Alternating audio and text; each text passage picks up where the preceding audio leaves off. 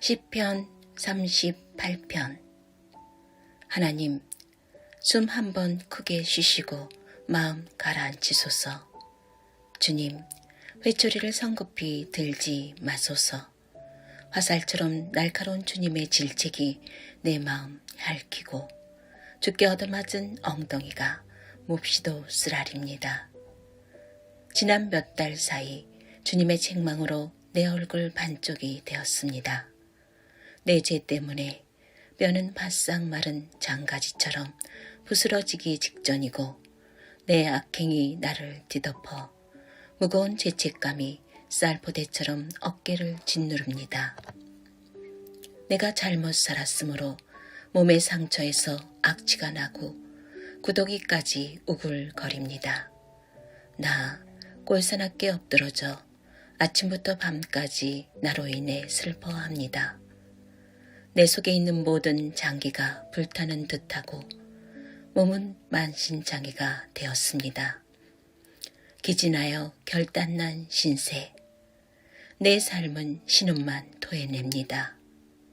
주님, 내 간절한 바람은 속이 훤히 보이고 나의 신음은 주께서 다 아는 흔한 이야기입니다.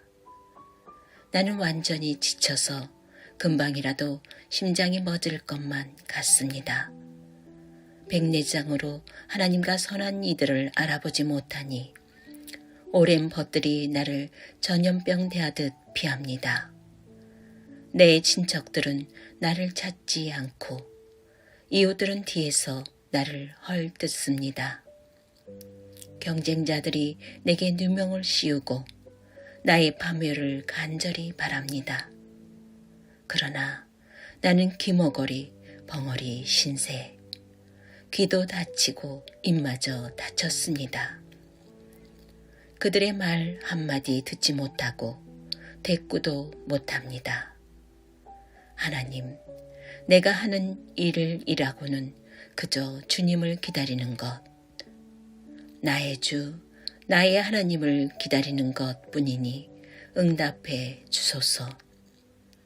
간절히 기도합니다. 저들이 나를 비웃지 못하게 하소서.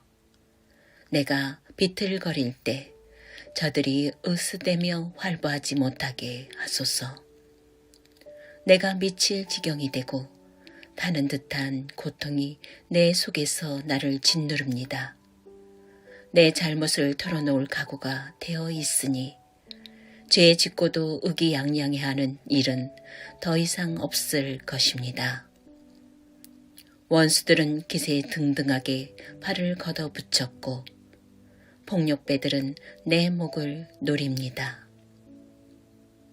내가 선을 베풀어도 하나님을 싫어하는 자들은 악으로 되갚습니다.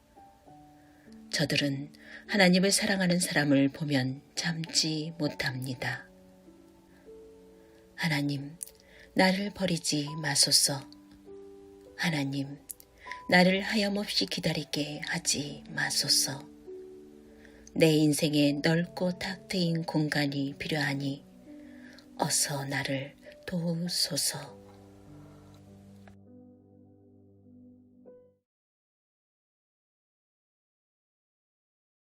할렐루야. 오늘 우리에게 주신 하나님의 말씀은 시편 38편 1절부터 22절까지 말씀입니다. 오늘 말씀의 제목은 그저 주님을 기다립니다 입니다. 이제는 아주 치명적인 전염병은 아니게 되었지만 우리는 몇 해 전까지만 해도 코로나 바이러스로 사회가 마비되는 그런 경험을 했습니다. 더구나 치료제가 아직 없다는 그 사실은요, 엄청난 공포감으로 다가왔죠. 코로나 팬데믹 초기에 우리 가족은 호주에 있었습니다. 여행을 잘 마치고 홍콩 공항에 도착을 했는데요. 너무 놀랐어요. 우리만 빼고 거의 모든 사람들이 다 마스크를 쓰고 있는 거예요. 도대체 왜 마스크를 쓰고 있을까? 우리는 의문이 들었는데요. 인천에 도착하고 뉴스를 보면서 아, 코로나가 왔구나. 이걸 알게 됐습니다. 그때부터 우리 집도 비상이었죠. 마스크 구매하고 외출하고 난 후에는 손, 발을 여러 번 씻는 등 걸리지 않게 최선을 다했습니다. 그런데 결국은 코로나 바이러스에 감염되고 말았죠. 가족 구성원 중에 한 명이 걸리게 되니까요. 곧 전염이 되어서 다 감염이 됐어요. 약을 먹고 누웠는데 숨이 가빠오고요. 열이 잘 안 떨어집니다. 그것도 저는 괜찮은데요. 가족들이 특히 어린 막내가 가쁜 숨을 쉬면서 열이 안 떨어지니까 억장이 무너지더라고요. 이때 할 수 있는 것이 무엇이었겠습니까? 정말 기도뿐이었습니다. 약이 없는 병이라는데요. 또 기도도 다른 기도가 아니에요. 하나님, 살려주세요. 였어요. 우리가 인생을 살면서 마주치는 고난의 종류가 적지 않지만요. 그중 가장 우리를 절망 가운데 빠뜨리는 것 중 하나가 바로 이 질병이 아닌가 싶습니다. 특히 내가 어찌할 수 없는 질병은요. 나의 심정을 낭떠러지 끝에 서게 하죠. 나의 생명을 내가 어찌할 수 없다는 상황이 무력감까지 가져옵니다.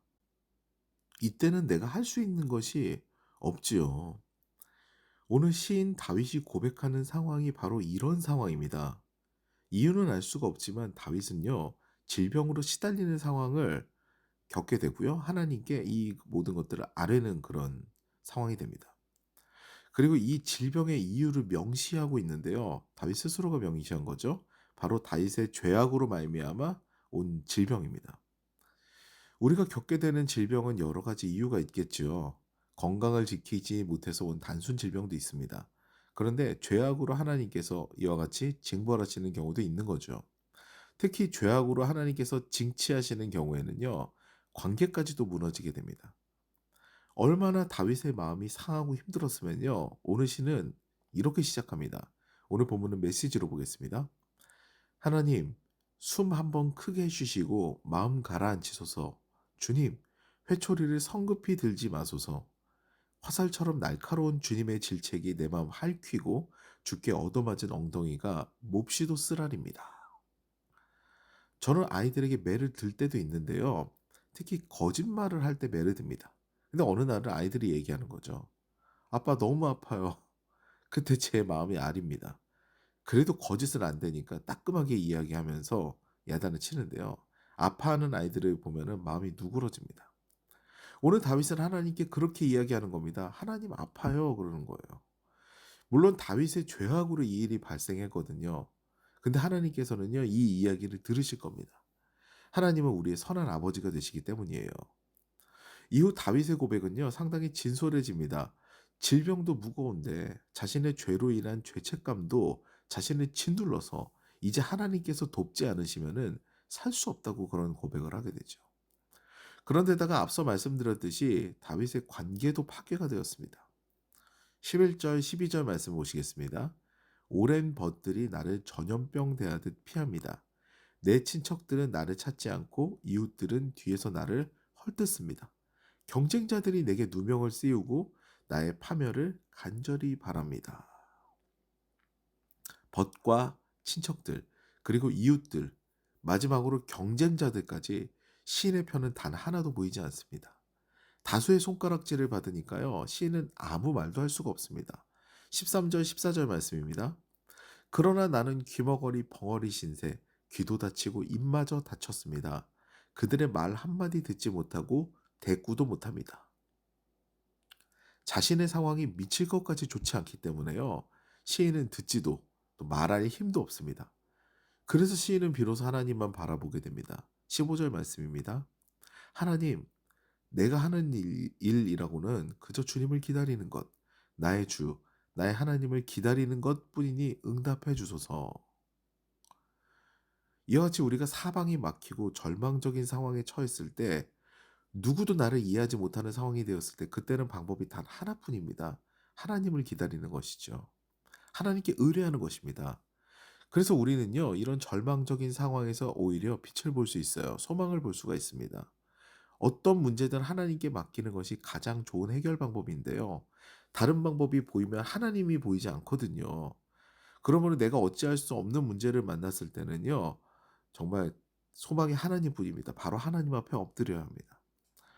사랑하는 여러분, 인생에서 고난은요, 필연이라는 이야기가 있습니다. 특히 나의 욕심은요, 내가 제한하는데 한계가 있어요. 그러므로 인간은 죄를 지을 수밖에 없고, 그래서 따라오는 고난도 받게 됩니다. 이때 빠르게 즉시 하나님 앞에 회개하고 하나님께 문제를 아뢰는 태도가 필요합니다. 그러면 하나님께서는요, 선하신 아버지 되셔서 우리에게 긍휼을 베푸시고 고쳐주시고 다시 의의 길로 인도하시죠. 오늘 여호와 로이, 이렇게 나의 목자 되시는 하나님을 깊게 경험하는 저와 여러분 되시기를 주님의 이름으로 축복합니다.